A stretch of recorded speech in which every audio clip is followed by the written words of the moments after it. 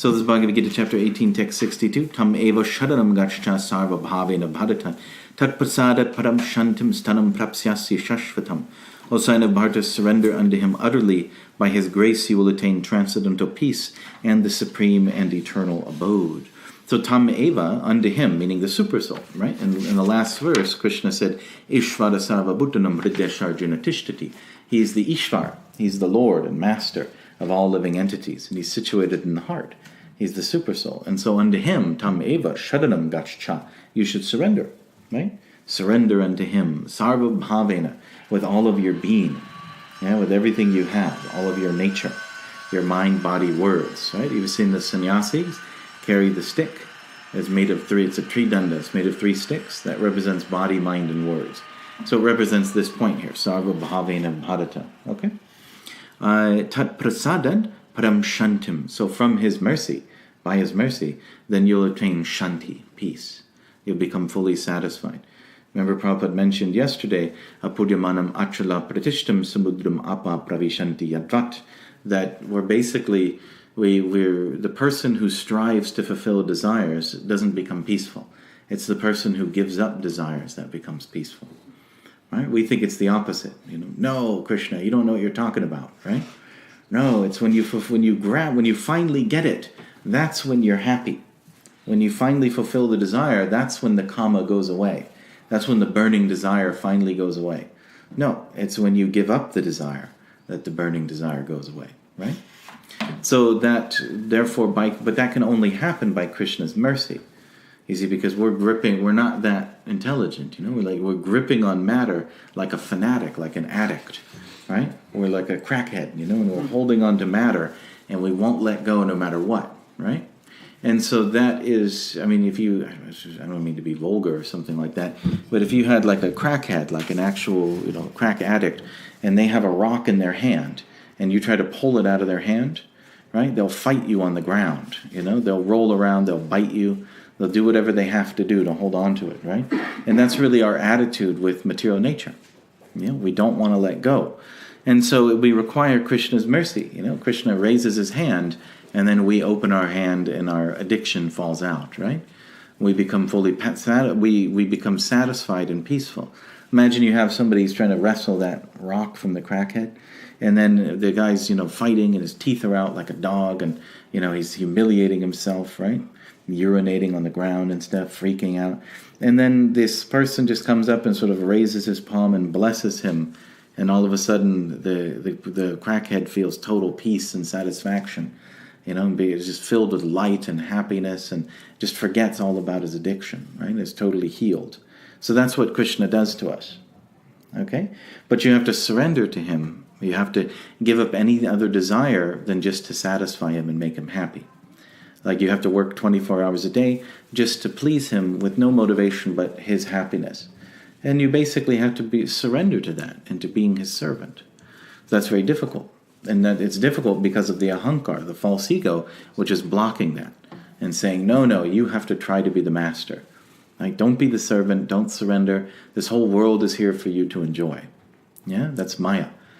Maya is offering you that. Hello, my dear devotees, right? It's like you try to surrender to Krishna, you're not alone, right? Maya's there with you. She's like, I've got your back, I'm with you. I want you to surrender to Krishna, but not quite yet. Right? We've got a few things in material energy that I want you to experience, So she's always tempting us and testing us, but if somehow or other, and what is she tempting? What is she prompting? The false ego, right? She's not speaking to you as a soul, she's speaking to the false ego. Because the false ego wants to be the enjoyer, wants to be the master of material energy, and she's speaking to the false ego saying, here I am, take me, right? You are the master, just come and take it. Right? And then we as a soul, we can either look at the false ego and listen to the false ego and try to be the master, or we can accept the position of servant. Yeah? And so that's really our choice. Okay? And if we listen to the false ego, we don't hear Krishna. It's like putting your fingers in your ears. You immediately, as soon as you listen to that temptation, come on, you be the master, then immediately you can't hear Krishna anymore. It's like say you're sitting in your car, you're listening to your stereo, there's some beautiful music playing, music you like, And then some guy comes up and drives up next to you with a very loud stereo and turns it up. It's so loud that your windows are rattling and stuff and your chair is rattling, right? And you can't hear anything. So that's what happens with we can't hear Krishna when we start listening to Maya, right? So but by Krishna's mercy, tat prasadad param shantim, then you attain supreme peace, spiritual peace, stanam prapsyasi shashvatam, and then you enter into the transcendental abode. You go back to Godhead. All right? So you leave material existence, which is the purushartha, right? The highest achievement that we can strive for. It's really the best thing we can do with our life. All right? So let's take a look at text 63. Itite jnanam akyatam guhyat guhyat tadam maya vimbrishya tad asheshena yatich chasti tatakudu. Thus I have explained to you knowledge still more confidential. Deliberate on this fully and then do what you wish to do. All right, this is an important verse. The Lord has already explained to Arjuna the knowledge of Brahmabhuta. One who is in the Brahmabhuta condition is joyful. He never laments, nor does he desire anything. That is due to confidential knowledge. Krishna also discloses knowledge of the Supersoul. This is also Brahman knowledge of Brahman, but it is superior. Here the words yatech chasi tatakudu, as you like, you may act, indicate that God does not interfere with the little independence of the living entity. So that's why this verse is famous. So you see that Krishna is saying here, itite jnanam akyatam guhyat guhyat tadam maya. So I'm going to explain to you knowledge even more than what I've just explained. I'm going to go deeper, right? I'm going to reveal something to you that's very secret, it's hidden. Just like the spiritual world is hidden. It's all around us right now. We're actually floating within the spiritual world. We're floating within Krishna's light, but we can't see it. Why? Yoga Maya Samavrita. There's a curtain of Krishna's Maya. You know, Krishna's blocking our vision, right? And that ahankar is a very heavy part of that curtain. Yeah, we can't see through it. And so, but nevertheless, the spiritual reality is around us, and yet Krishna keeps it blocked from our vision, because only when you're qualified can you see it.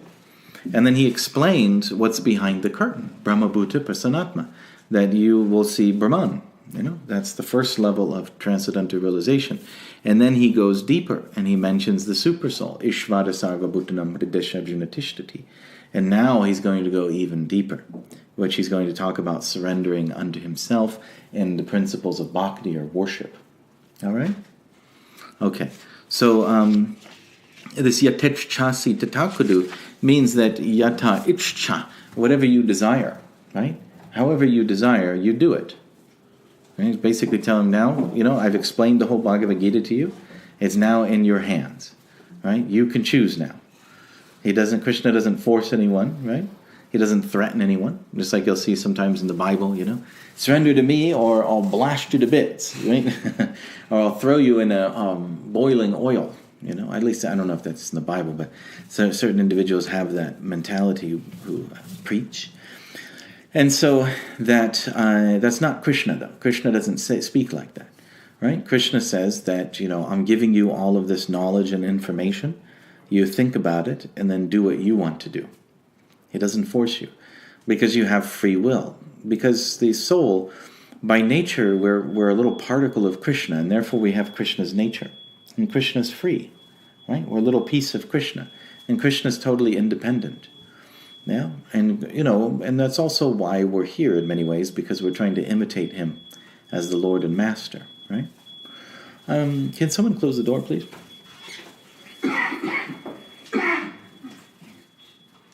So Krishna wants our love, but love has to be given freely, right? Just like if a man is going after a woman or something like that, he wants to marry her. We'll try to keep it pious, right? He wants to marry her and live a Krishna-conscious life. And nevertheless, she's not interested. And then then he kidnaps her and throws her in the trunk of his car because he's convinced that he can show her that, you know, she'll love him, right? So no, that's not love, right? She snuck her cell phone in, and the police are chasing you down the 405. So it has to be free will, right? There has to be freedom. It has to be a choice that's actually made consciously with knowledge. You know, even like you don't want, like say you want to marry a woman to marry you, you don't want her to marry you for someone you're not, right?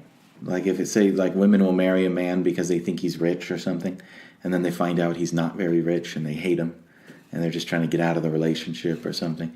Or they think he's a great saint or something, and they find out he's not, he's just a normal devotee, and then they want to get out of the relationship, Or, and nobody wants to be married for that reason, right? She thinks you're someone you're not. So Krishna wants us to be fully educated about who he is before we surrender to him, right? It's not blind faith. You're supposed to actually surrender with your intelligence, not despite your intelligence. Does that make sense? So it's understanding Krishna with your intelligence is part of surrender, although you cannot ultimately understand Krishna with your intelligence. He's beyond your intelligence, but still, you have to take his words and understand what he's instructing you. And then once he gives you the clear picture of your position in reality, then you actually choose. Do I want to leave the prison house or do I want to stay, right? Do I want to listen to Ahankar or do I want to listen to Krishna? All right? So it's a choice. Let's take a look at text 64. Sarva guhyatamam bhuya shrinu me paramam vachaha ishtosi me dridham iti teto vakshami te hitam. Because you are my very dear friend, I am speaking to you my supreme instruction, the most confidential knowledge of all. Hear this from me, for it is for your benefit. Te hitam. So it's for your hitam. He's doing this just out of kindness to Arjuna. Sarva guhyatamam. So he's going to speak to him the greatest secret of all secrets. Right? This is the highest form of knowledge, actually. Bhuya. And he spoke it before. This is something that Krishna mentioned at the end of the 9th chapter. In fact, this coming verse is really the essence of the whole Bhagavad Gita, the next verse and the one after that, right? They're like the two jewels within a treasure chest. Just like if you have the first 6 chapters are considered the bottom portion of the treasure chest, and then the top 6 chapters are like the lid, and then when you open it up, there's the verse that's in the very center of the Bhagavad Gita. That's 934, right? And here Krishna is going to essentially speak that verse again. Yeah? And so that's the essential verse of the Bhagavad Gita. And the last 2 lines are slightly different, but basically it's the same verse.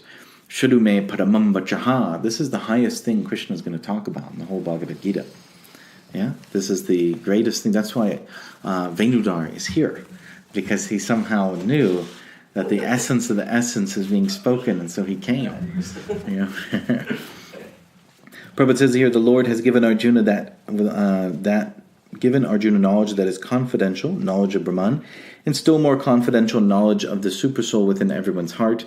And now he is giving the most confidential part of knowledge, just surrender under the Supreme Personality of Godhead. At the end of the 9th chapter, he has said, Manamana, just always think of me. The same instruction is repeated here to stress the essence of the teachings of Bhagavad Gita. This essence is not understood by a common man, but by one who is actually very dear to Krishna, a pure devotee of Krishna. This is the most important instruction of all Vedic literatures. All right? It's the Paramam Vachaha. It's the highest word. Right? What Krishna is saying in this connection is the most essential part of knowledge, and it should be carried out not only by Arjuna, but by all living entities. So drum roll. So, manmana bhavamad bhakto madhyaji mam namaskadu mama vaishasti satyam te pratijane priyosime. Translation, always think of me, become my devotee, worship me and offer your homage unto me. Thus you will come to me without fail. I promise you this because you are very dear to me, or my dear friend. Okay, so this is one of the Bhakti Shastri verses as well. So manmana, right? And Krishna says man means unto me. Literally, like in Sanskrit, there's like the, what would you call that? I can't remember the actual terminology used. Tense, like there's present tense, past tense, these different tenses of various nouns, right? And so, aham is when you're talking about yourself, like you're pointing to, you're like, I'm going to do something. But when you're talking about something going directly towards you, then it's mam. Like something's happening to me, or you're doing something to me, right? So Krishna is directly pointing to himself as an individual here. He's directly talking about him right there on the chariot. Whereas other people will say, well, Krishna doesn't mean surrender to him. He means surrender to the energy within him, or, because somehow go past the personality and go to Brahman, the highest portion of the absolute truth, like the Mayavadis will say this, right? They won't accept that Krishna, the personality, is the absolute truth. They'll try to say that Brahman, the impersonal aspect, is the absolute truth, right? And so they'll try to somehow squeeze that out of the Bhagavad Gita, and yet Krishna is very, clear, especially right here. He's saying, surrender to me, mum, right? To me as a person, as an individual. He's pointing at himself. He's got his finger pointed at himself, right? Man mana, always think of me, on the chariot with Arjuna, with the peacock feather and the helmet and everything like that. So man mana, always think of me. Bhava mad bhakta, become my bhakta, become my devotee. Madhyaji, worship me. Mam namaskuru, offer obeisances unto me, just like we offer so many obeisances in the temple room. Mama vaishasi satyam te. So I'm telling you truthfully that you will attain me. You'll come to me. Satyam te means like, this is the truth, right? And not only that, but it means like, this is like a promise, This is like something that's going to happen, Like there's no reason for you to have doubt or fear or to not have faith. This is one of Krishna's concerns in the Bhagavad Gita, is ashadadana purusha dharmasyasya parantapa aprapyamam nivartante mrityu samsaravartmani, that not enough people, you know the verse? That's the first verse of the 9th chapter or something like that. So Krishna's always like talking about, or frequently he talks about a lack of faith, that you don't have faith and therefore you're not serious. That's really what makes us go after the ahankar, what makes us go after Maya, is that we basically don't have enough faith in Krishna. We don't believe him. And what we're always after most of all is happiness. And so we don't have the faith that Krishna is going to make us happy. We think that Maya is going to make us happy, right? We're like pure devotees of Maya. Man mana, right? We're Maya mana. We're always thinking of Maya. Mayam mana. Bhava. Mayam bhakta. We're bhaktas of Maya, right? We're always offering obeisances to Maya. Full dandavats every morning, right? Maya yaji. We're worshipping Maya. We're constantly absorbed. That's basically what it is. The attraction to material energy is bhakti, but it's directed towards Maya. That's all it is, we are by nature devotees as souls, and yet we're directing our devotion to Maya.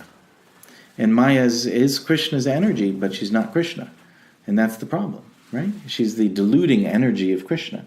She's meant to draw your attention and then punish you for it, just like sometimes you may experience in other relationships with women. Right? So it's meant to draw you into the illusion that you're going to enjoy, and then to cause you suffering and to cause you misery. And so that's what the material energy does in general. That is the whole total experience. And yet it takes us many, many lifetimes before we lose our faith in Maya, right? And then we develop our faith in Krishna. So Krishna's promising us here, don't be faithless. I'm telling you the truth. I'm giving you my word here. That you're going to come to me if you surrender unto me. Just believe in me. Have faith in me. Just like you see, the Christians have this practice where they'll climb up on a ladder, and then they'll have a friend stand under them. And the one friend is on the ladder. He closes his eyes and falls back, right? And fall into their arms. And it's supposed to represent, having faith in Jesus.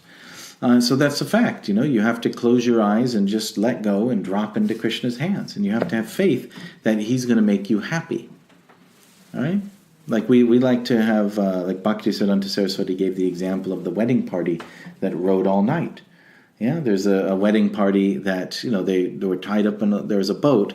They came in the late evening time as the sun was setting, and they got onto a boat in the river Ganges, and they were supposed to sleep overnight, and then the boatman was going to push them up the river while they slept. And so, sure enough, the cock crows and the sun rises, and they wake up, and they're all shocked to see that they're still at the side of the river where they started. And they're going to miss the wedding, right? The groom is there in the boat. and so why did they miss it? Because the boatman didn't untie the boat. So they were sitting there. He was pushing all night long, and it wasn't going anywhere. So that's our position too, that we're attached to Maya, and yet we're trying to row towards Krishna. And we won't let go, right? Because we have that faith. So Krishna is advising us to cut off the rope. Have the faith to cut the rope. Let go of it and just give yourself to a life of service to me. Stop worrying about, are you going to be happy? Stop worrying about everything else and just worry about making me satisfied, right? Just make that movement. Just like the guy on the ladder, he's standing on the ladder and then he jumps off the ladder and pushes off into open space, right? So similarly, you're gripping onto the attempt to make yourself happy. You're worried about, your material existence and your struggle for existence, and you think you have to somehow fight and you can somehow squeeze some happiness and security out of it. But just let go of it and just jump off into my service. Make that movement to where you, instead of focusing on yourself, you're focusing on me. Does that make sense? That's what Arjuna, his whole challenge is. Remember the Shreyas? He's considering his own enjoyment over Krishna's enjoyment. And so we have to just let go and just put our faith in Krishna. Put all of our eggs in one basket, as they say, right? Just put everything into Krishna. Don't worry about taking care of yourself anymore. Just try to take care of Krishna, and then he'll take care of you. Totally. All right? It's pretty heavy, isn't it? The looks on the face is like... So anyway, Mam avaishasi satyam te pratijane priyosime. And he's telling this because you're very dear to me. Priyosime, right? It's not just Arjuna. It's anyone that's trying to serve Krishna. Even the soul itself is very dear to Krishna. The most confidential part of knowledge is that one should become a pure devotee of Krishna and always think of him and act for him. One should not become an official meditator. Life should be so molded that one will always have the chance to think of Krishna. One should always act in such a way that all his daily activities are in connection with Krishna. He should arrange his life in such a way that throughout the 24 hours he cannot but think of Krishna. And the Lord's promise is that anyone who is in such pure Krishna consciousness will certainly return to the abode of Krishna, where he will engage in the association of Krishna face to face. This most confidential part of knowledge is spoken to Arjuna because he is the dear friend of Krishna. Everyone who follows the path of Arjuna can become a pure friend of Krishna and obtain the same perfection as Arjuna. So it's interesting that in other religious traditions, like in Christianity or in Islam or Judaism, it's the same thing. Like perfection is achieved by constantly thinking about God, right? You look at like St. Francis or something. How do these individuals attain to like a mystical stage where they're surrounded by miracles and all these things? It's because they're constantly meditating on Jesus, right? It's constantly, 24 hours a day, Like saying it's not that St. Francis was somehow, like watching TV and then gets up and chants a few mantras to Jesus and goes back and watches TV again, and then he became St. Francis, right? No, it's because he's constantly 24 hours a day absorbed in Christ, right? And with great fervor. So this is how people attain God, no matter what your tradition. And Prabhupada says here, these words stress that one should concentrate his mind upon Krishna, because that's what it is. It's meditation. Yeah, it's intensity of constant meditation. The very form with two hands carrying a flute, the bluish boy with a beautiful face and peacock feather in his hair. So it's talking about the person, not the, light. There are descriptions of Krishna found in Brahma Samhita and other literatures. One should fix his mind on this original form of Godhead, Krishna. One should not even divert his attention to other forms of the Lord. The Lord has multi forms, as Vishnu, Narayan, Ram, Varaha, etc. But a devotee should concentrate his mind on the form that was present before Arjuna.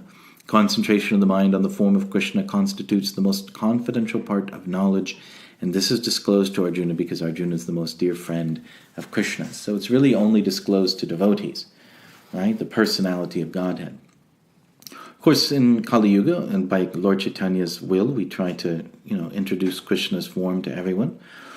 But basically, to understand Krishna's form, you have to have the qualification to be a devotee. That's why you see in most religious traditions, there may be some understanding of God, but they don't have as much detailed information, because you have to be free of sin. There can't be meat eating and, these different sort of attachments to material energy. We become unable to understand the full form and nature of the personality of Godhead, his qualities.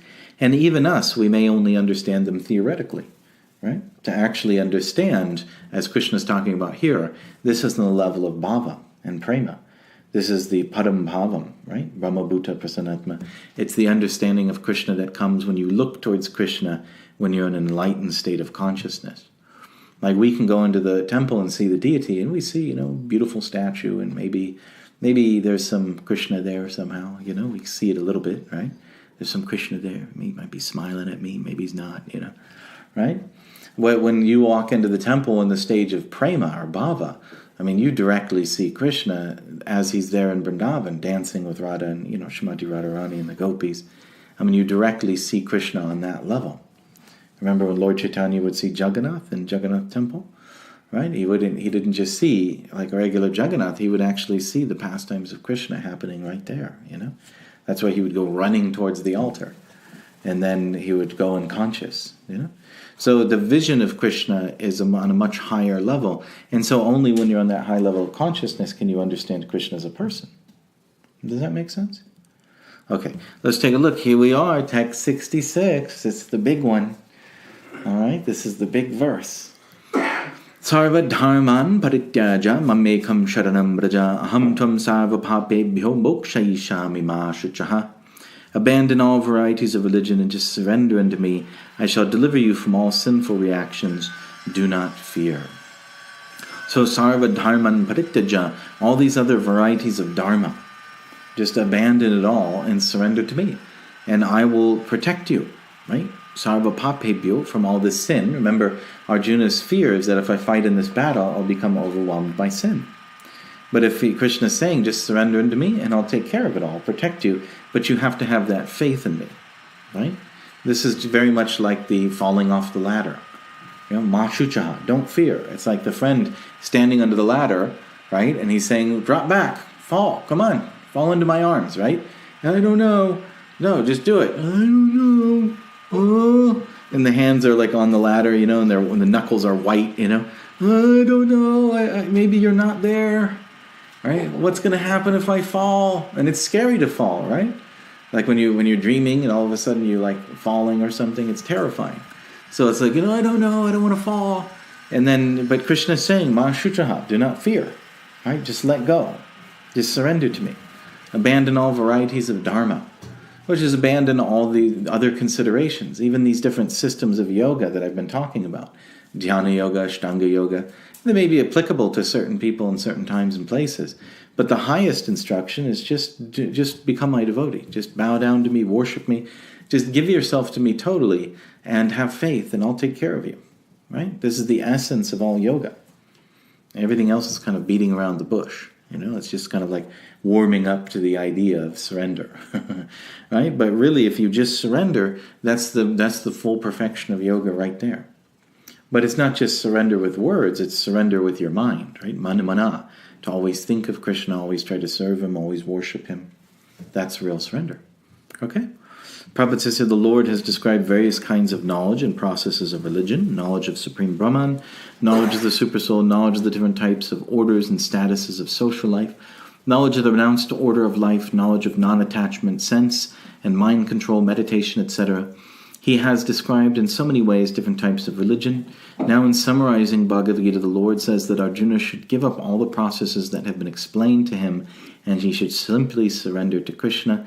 That surrender will save him from all kinds of sinful reactions, for the Lord personally promises to protect him. In the 7th chapter, it was said that only one who has become free from all sinful reactions can take to the worship of Lord Krishna. So it's yesham tvantikatam papam jananam punyakarmanam, right?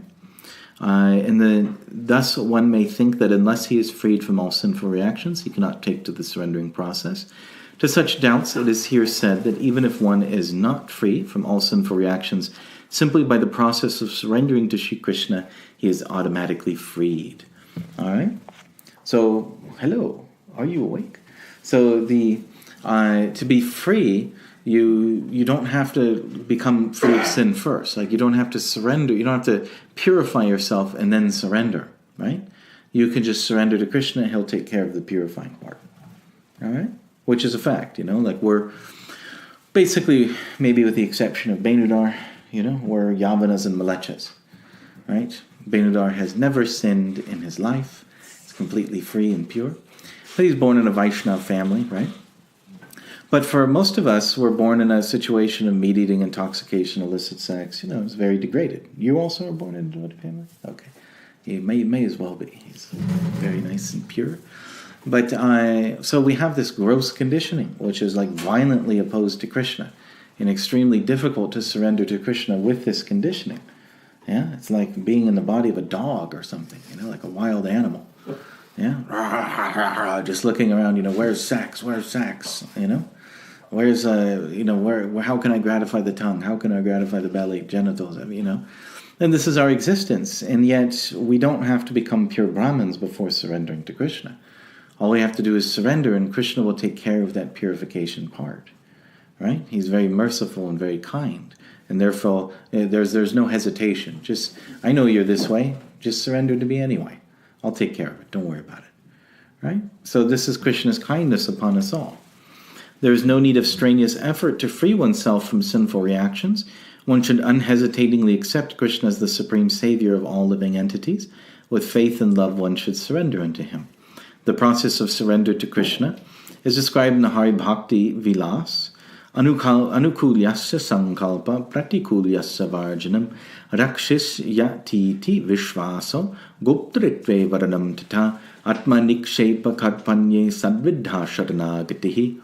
According to the devotional process, one should simply accept such religious principles that will lead ultimately to the devotional service of the Lord. One should perform a particular occupational duty according to his position in the social order. But if by executing his duty one does not come to the point of Krishna consciousness, all his activities are in vain. So this verse it's talking about the 6 levels of Sharanagati, the one that's quoted here. And I would refer to you to the songs of Bhaktivedanta Thakur. He has a song called Sharanagati. It's actually a whole bunch of songs. And he talks about these 6 different aspects of surrender in detail, right? Like Goptritve is the feeling that Krishna is my protector. Like these are different attitudes we're supposed to imbibe as devotees. So you should feel that Krishna is your protector, right? He's standing over you. He's taking care of you. You don't have to worry about anything. He's in charge, right? He's like guarding you. Yeah? Avashya Dakshibe Krishna. Krishna will surely protect me. So this feeling, which is also the essence of confidence and devotional service, is what, we have to develop that in order to feel comfortable, secure, and peaceful as we surrender to Krishna. Again, it's like falling off the ladder, right? Krishna will surely protect me. He'll catch me. Okay? So that, all of these different qualities are described. We won't go into it now, but they're described in those songs of Bhaktivedanta Thakur. One should be confident that in all circumstances Krishna will protect him from all difficulties. There's no need of thinking how one should keep the body and soul together. So that also means that Krishna will take care of you materially, right? Krishna will see to that. One should always think himself helpless and should consider Krishna the only basis for his progress in life. So it's not money that's going to protect you. It's Krishna, right? So that's a great challenge because we want to protect ourselves, right? Or we want to protect our family or something. We may feel, I'm the Guptatva of this family, I control it. But actually, Krishna is the only one who can protect, And we can try to align ourselves with Krishna's desires, but ultimately we have to pray to him to protect ourselves and give us the power to protect others, yeah? So as soon as one seriously engages himself in a devotional service to the Lord in full Krishna consciousness, that's, again, this param bhakti, this higher devotional service, at once he becomes freed from all contamination of material nature. So that's the Brahma-bhuta Prasanatma, right? There are different processes of religion and purificatory processes by cultivation of knowledge, meditation in the mystic yoga system, etc. But one who surrenders unto Krishna does not have to execute so many methods. That simple surrender unto Krishna will save him from unnecessarily wasting time. One can thus make all progress at once and be freed from all sinful reactions. One should be attracted by the beautiful vision of Krishna. His name is Krishna because he is all attractive. One who becomes attracted by the beautiful, all-powerful, omnipotent vision of Krishna is fortunate. Okay, so Krishna Prabhupada is advising us to become attracted to the personality of Godhead. That's why he wrote Krishna book, right? And this whole Bhagavatam, that's the whole purpose of the Bhagavatam, is to show us Krishna, to show us how beautiful he is, how wonderful he is, right? But in order to understand Bhagavatam, first you have to understand Bhagavad Gita. It's like the preliminary. This book here is the preliminary book to this. You can't really enter into it and really see it clearly and understand the beauty of Krishna, right? You can't really see Krishna's beauty unless you understand who Krishna is. like philosophically, like on a basic level.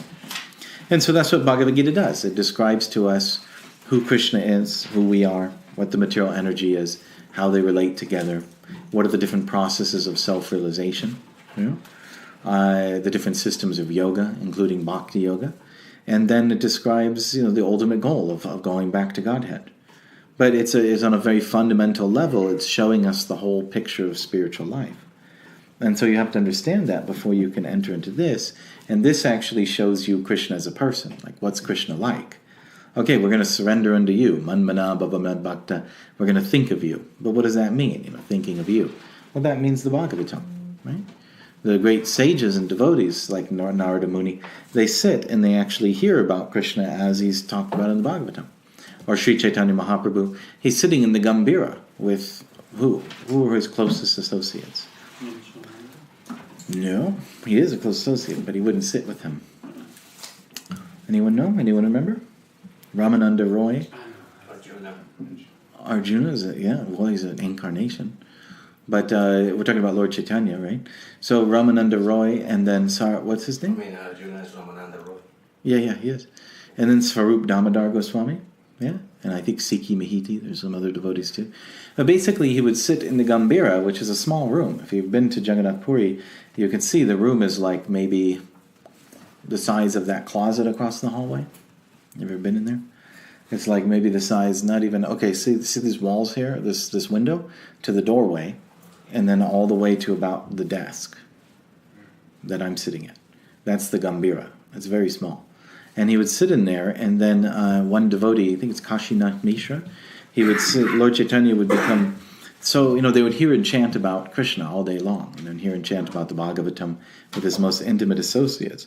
And Lord Chaitanya would become so absorbed in these topics of Krishna that he would actually harm himself. Like he would be so much in ecstasy that he'd basically be walking into the walls of the Gambhira at night.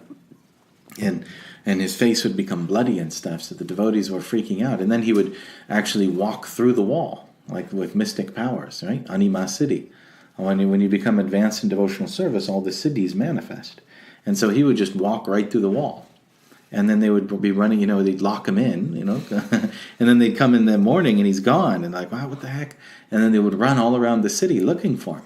And then he would be laying among the cows of the Tailanga district, which are cows which sit on the side of Jagannath Puri. They're still there. There's like this pit where people throw banana peels and stuff. And so, the cows sit there and eat, so he's lying with them next to the wall of the temple. Remember? In the Chaitanya Charitamrita?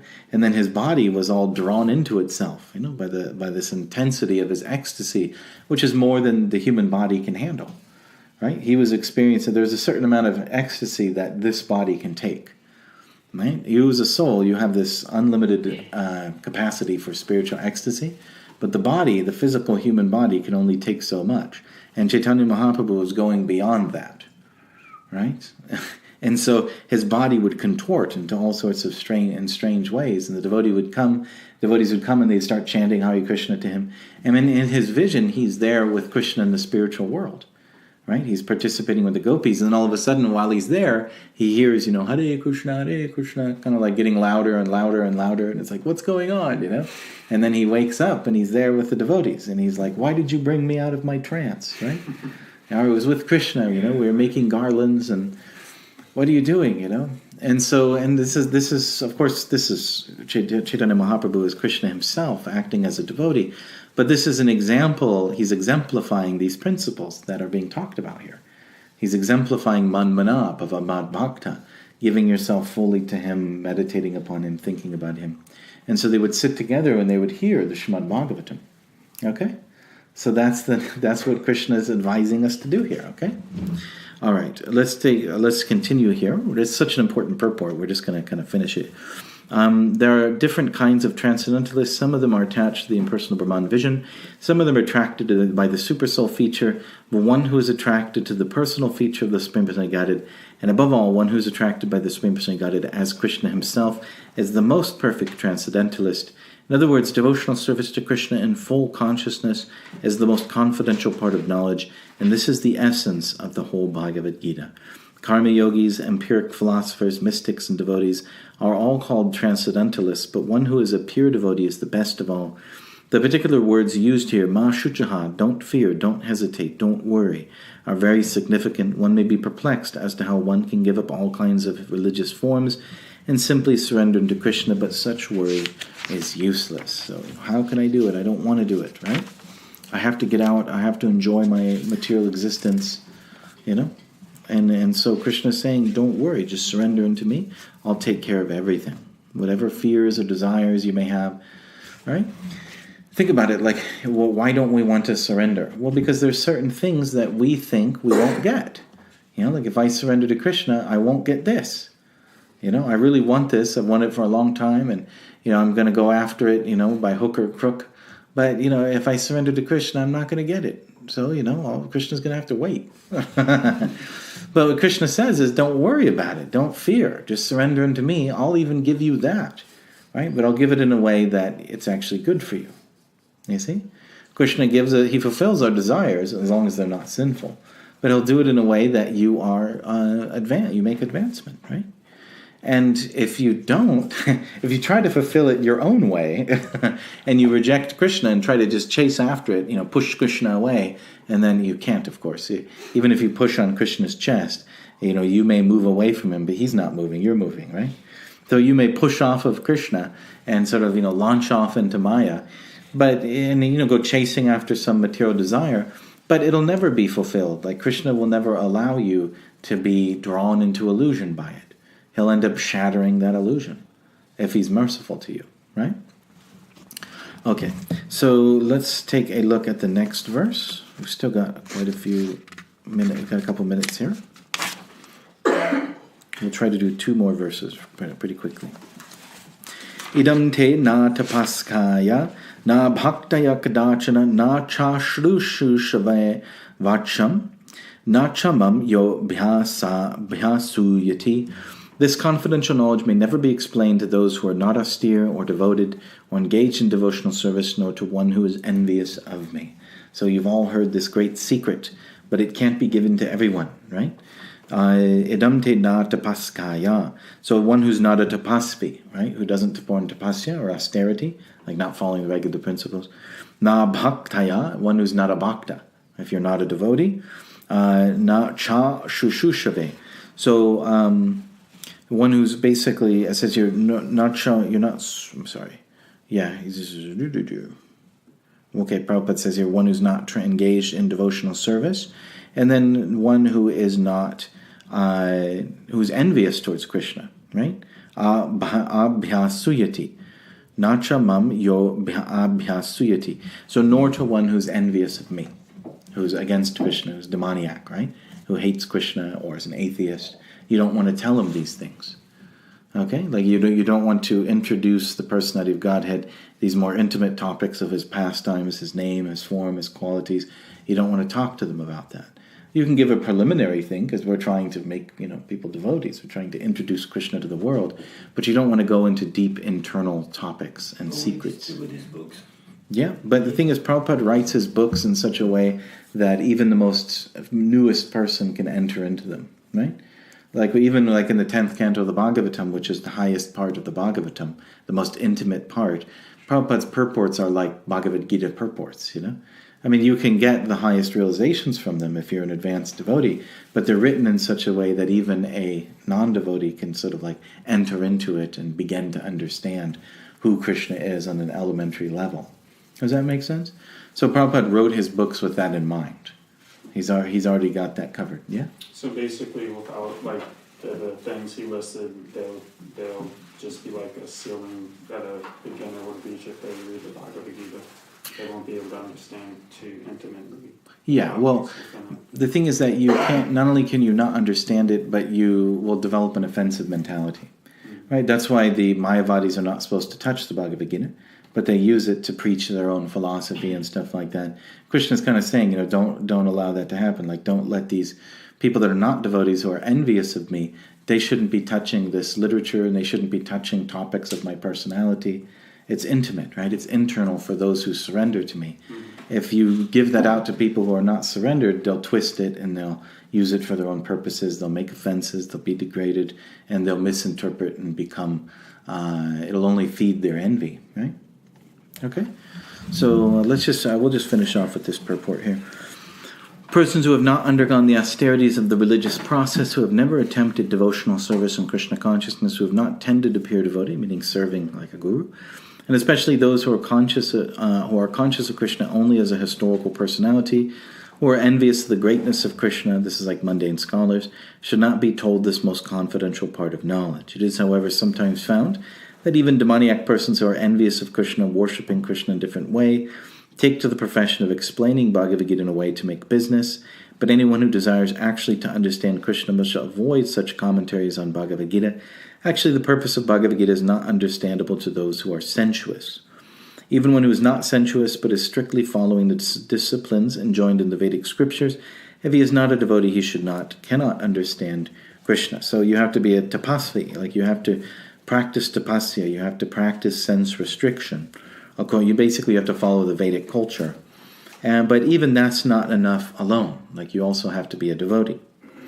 And even when one poses himself as a devotee of Krishna but is not engaged in Krishna conscious activities, he also cannot understand Krishna.